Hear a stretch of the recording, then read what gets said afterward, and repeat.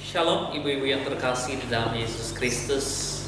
Sebelum kita bersama-sama akan merenungkan firman Tuhan, mari kita satukan hati, kita berdoa. Ya Allah, Bapa yang kami sapa di dalam nama Tuhan Yesus Kristus, di tengah-tengah persekutuan kaum ibu yang dilaksanakan di malam hari ini ya Tuhan, Engkau sertai kami ya Tuhan. Engkau mampukan kami untuk memuji, memuliakan nama-Mu. Engkau juga memberikan kami roh hikmat-Mu ya Tuhan, sehingga kami dimampukan untuk mengerti dan memahami akan firman-Mu yang bersama-sama kami dengar di malam hari ini. Berkati hamba-Mu ini yang akan menyatakan firman-Mu.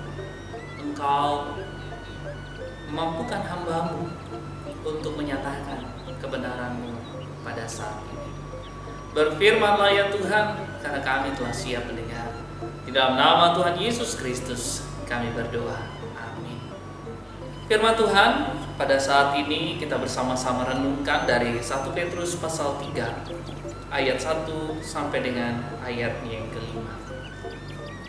1 Petrus pasal 3 ayat 1 sampai 5 yang begini bunyi firman Tuhan: hidup bersama suami istri. Demikian juga kamu, hai istri-istri, tunduklah kepada suamimu, supaya jika ada di antara mereka yang tidak taat kepada firman, mereka juga tanpa perkataan dimenangkan oleh kelakuan istrinya. Jika mereka melihat bagaimana murni dan salehnya hidup istri mereka itu. Perhiasanmu janganlah secara lahiriah, yaitu dengan mengepang-ngepang rambut, memakai perhiasan emas, atau dengan mengenakan pakaian yang indah-indah. Tetapi perhiasanmu ialah manusia batiniah yang tersembunyi dengan perhiasan yang tidak binasa, yang berasal dari roh yang lemah lembut dan tentram, yang sangat berharga di mata Allah.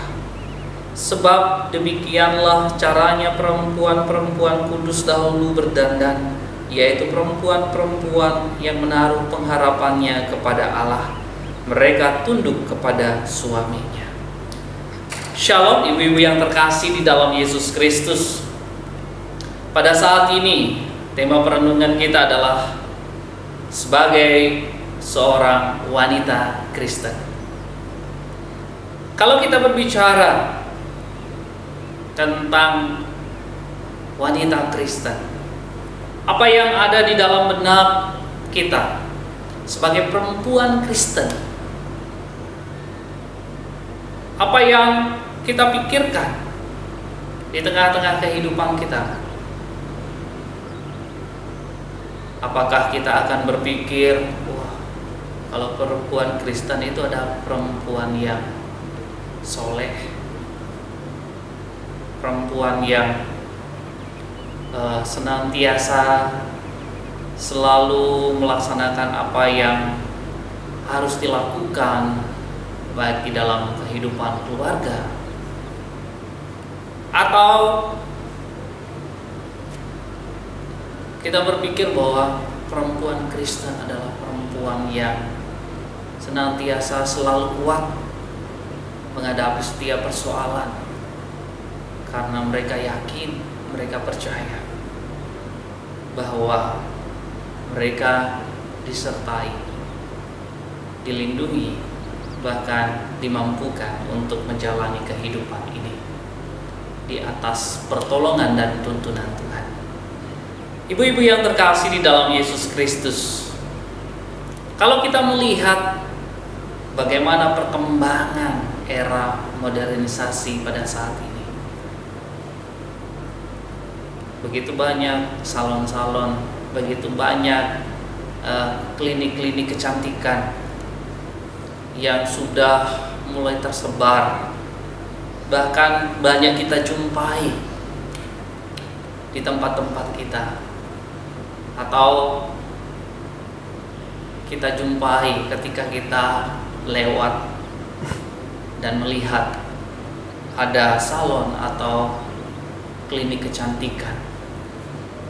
Apa yang kita pikirkan ketika melihat hal itu?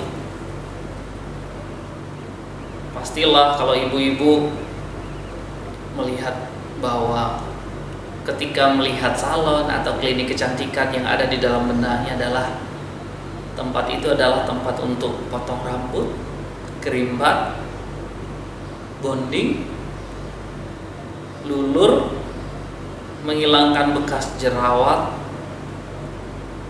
memutihkan wajah, memancungkan hidung, tato alis, operasi plastik, dan yang mungkin terbaru adalah sulam bibir. Mungkin itu yang akan kita pikirkan, bagaimana caranya mengencangkan pipi yang sudah keriput ini, atau bagaimana caranya untuk membuat supaya hidung kita kelihatan lebih mancung, atau kita merasa tidak pede ketika banyak jerawat di muka kita, atau muka kita kelihatan kusam, atau alis kita kurang menarik. Makanya kita berpikir untuk tato alis. Atau yang paling sederhana adalah model rambut kita sudah tidak, kita merasa tidak bagus. Pastilah yang pertama kita lakukan adalah potong rambut. Dan juga mungkin kita melakukan bonding ketika rambut kita bergelombang ataupun keriting. Ibu-ibu yang terkasih di dalam Yesus Kristus, zaman sekarang banyak sekali wanita semakin suka berdandan, bahkan rela membayar dengan ongkos yang mahal agar kelihatan semakin cantik,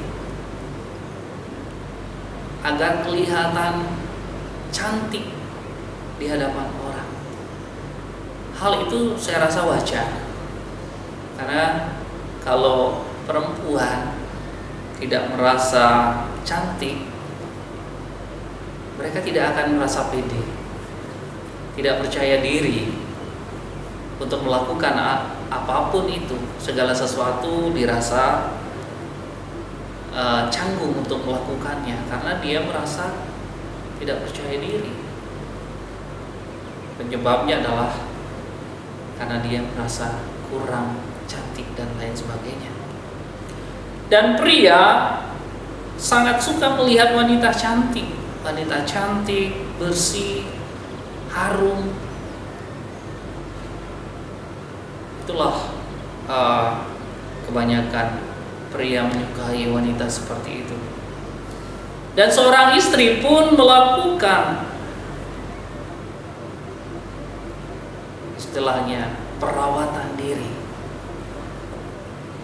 untuk merawat diri kita untuk kelihatan bersih, cantik, dan harum di hadapan suami. Tidak hanya pas waktu menikah saja kelihatannya cantik, tapi dalam perjalanan pernikahan juga istri harus senantiasa merawat dan menjaga diri dengan baik, sehingga kelihatan senantiasa fresh, kelihatan senantiasa bersih dan harum. Ibu-ibu yang terkasih di dalam Yesus Kristus, yang perlu kita ingat di dalam kehidupan kita adalah kecantikan secara fisik itu tidak akan bertahan lama. Kenapa saya mengatakan hal itu? Karena dalam perjalanan waktu kita tidak akan bisa membohongi, kita tidak akan bisa memungkiri bahwa kita akan semakin tua, kulit kita akan keriput. Seberapa canggihnya, seberapa hebatnya medis ataupun klinik-klinik kecantikan tidak akan bisa membuat kulit kita seperti waktu kita masih muda. Ataupun Kita suka membeli brand-brand atau baju-baju yang bermerek untuk meningkatkan kepercayaan diri kita, atau kita suka membeli perhiasan-perhiasan. Itu hal yang wajar, bagi saya hal yang wajar sepanjang tidak melebihi budget yang kita sudah siapkan, atau kita tidak mengikuti apa yang dilakukan oleh orang lain karena kita tidak mau disaingi oleh orang lain. Jadi kita harus mengukur diri kita, mengukur keuangan kita, sehingga kita dapat membeli itu tanpa harus kita membuang uang kita yang semestinya kita pakai untuk anak sekolah, kita pakai untuk membeli hal-hal yang hanya untuk menjadi keinginan kita, bukan kebutuhan kita, keinginan kita dalam kehidupan kita sebagai seorang istri. Ibu-ibu yang terkasih di dalam Yesus Kristus, apa yang dikatakan di dalam bacaan kita pada saat ini, di dalam ayat 4 jelas dikatakan, tetapi perhiasanmu ialah manusia batinia yang tersembunyi dengan perhiasan yang tidak binasa, yang berasal dari roh yang lemah lembut dan tentram, yang sangat berharga di mata Allah. Jadi bukan hanya kecantikan luarnya saja dengan memiliki pakaian yang brand, atau kita pergi ke klinik atau salon-salon yang kita sukai, tetapi kita diingatkan kembali bahwa kita harus memupuk kehidupan kita yang dari dalam, inner beauty kita harus pupuk itu dalam kehidupan kita. Karena dikatakan, perhiasanmu ialah manusia batinia yang tersembunyi dengan perhiasan yang tidak binasa, yang berasal dari roh yang lemah lembut dan tentram. Jadi bagaimana kita bisa memancarkan batinia kita? Roh sendiri, roh yang lemah lembut dan tentram inilah yang akan memampukan kita untuk memancarkan kecantikan dari dalam. Kecantikan dari dalam itu bagaimana? Bukan hanya cantik dari luarnya saja. Kalau cantik dari luarnya banyak yang bisa melakukan hal itu. Seperti yang saya katakan tadi, karena banyak ada salon, ada klinik-klinik kecantikan. Tapi cantik dari dalam itu tidak semua orang bisa lakukan di dalam kehidupan mereka. Cantik dari dalam itu bagaimana mereka bisa pancarkan di dalam kehidupan mereka, baik di dalam perkataan mereka, baik di dalam tindakan mereka, sehingga benar-benar kecantikan dari dalam itu muncul atau keluar atau dinyatakan melalui tindakan-tindakan nyata. Jadi saya yakin, saya percaya seorang wanita Kristen atau perempuan Kristen dengan pertolongan Roh Kudus, di mana roh itu adalah roh yang lemah lembut dan tentram, yang akan memampukan kita memancarkan kecantikan dari dalam keluar kepada orang-orang di sekitar. Jadi kecantikan itu bukan hanya untuk suami atau keluarga, tapi juga bisa dilihat oleh orang-orang di sekitar, bersama dengan teman-teman ketika melakukan pergaulan, dengan rekan sekerja ketika mengadakan meeting atau pergaulan, dalam perbincangan-perbincangan. Jadi, ibu-ibu yang terkasih di dalam Yesus Kristus, saya yakin, saya percaya, seorang wanita Kristen, seorang perempuan Kristen akan senantiasa memancarkan kecantikan dari dalam, kecantikan batinnya, di mana kita bisa menjadi pengayom, contohnya pengayom bagi keluarga, bagi suami, bagi anak-anak.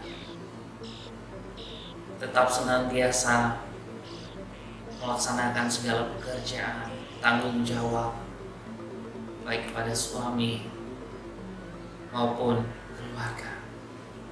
Jadi bukan hanya kecantikan dari luar, tapi kecantikan yang terpancar dari dalam keluar. Kalau orang zaman sekarang mengatakan cantik itu tidak hanya dari casingnya, tapi dilihat juga dari dalamnya. Kalau kita mau beli HP, ibu-ibu sekalian, kebanyakan dari kita kan melihatnya dari penampilan luarnya, bagus, menarik, apalagi dikasih case yang bagus,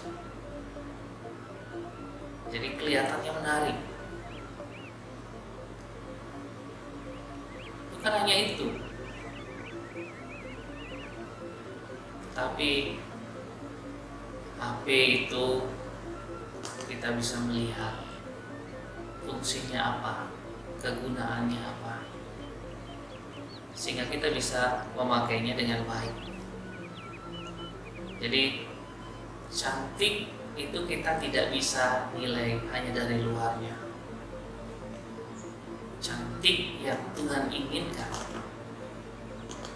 di dalam kehidupan kita sebagai orang percaya atau orang Kristen, sebagai perempuan Kristen, sebagai wanita Kristen, hendaknya kita bisa memancarkan kecantikan batiniah kita. Saya yakin dengan pertolongan Roh Kudus kita akan bisa memancarkan kecantikan batiniah itu. Demikianlah firman Tuhan bagi kita. Berbahagialah untuk kita sekarang.